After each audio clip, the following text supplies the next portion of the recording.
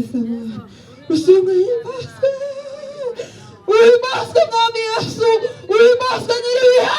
Uhimbazwe wera wa Isirayeli we. Izina ryawe rihabwa icyubahiro Mana.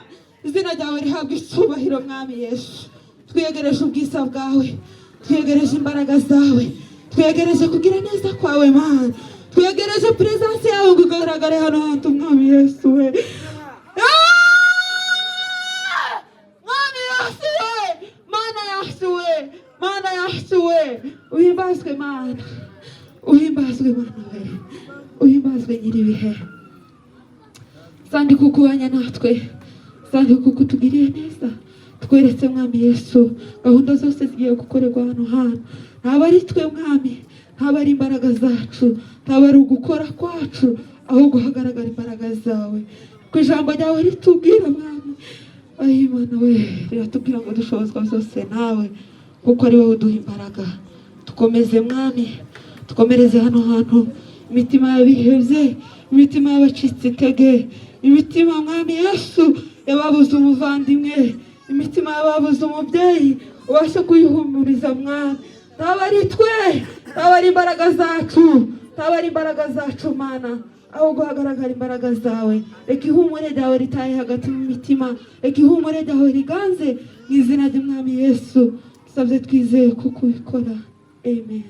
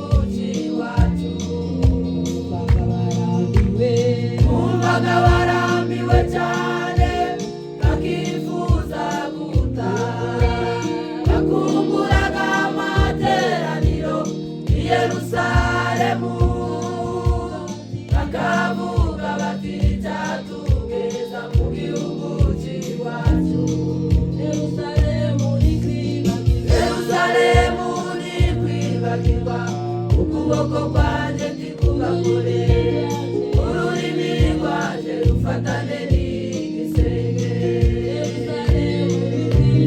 Yerusalemu ntikwibagirwa, ukuboko kwanjye ndikugakore, ururimi rwanjye rufatane n'igisenge.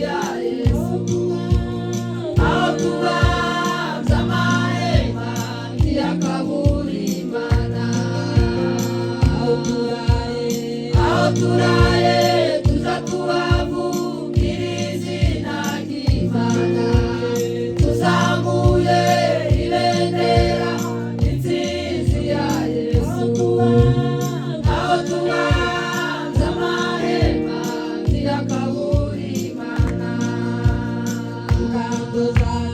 Ingando zacu muri ubu buzima zihora zisenyuka, ariko icyo Imana yubatse muri twe ntakizagisenya. Yesu ni muzima mu mitima yacu. Ingando zacu muri ubu buzima zihora zisenyuka, ariko icyo Imana yubatse muri twe ntakizagisenya. Yesu ni muzima mu mitima yacu. Tuzahora dusingiza umwami wacu Yesu, tubwirane amakuru ko mu isi turabagenzi, gakondo yacu iri inyuma y'ibicu. Tuzahora dusingiza umwami wacu Yesu, tubwirane amakuru ko mu isi turabagenzi, gakondo yacu iri inyuma y'ibicu. Tuzahora dusingiza umwami wacu Yesu, tubwirane amakuru ko mu isi turabagenzi, gakondo yacu iri inyuma y'ibicu.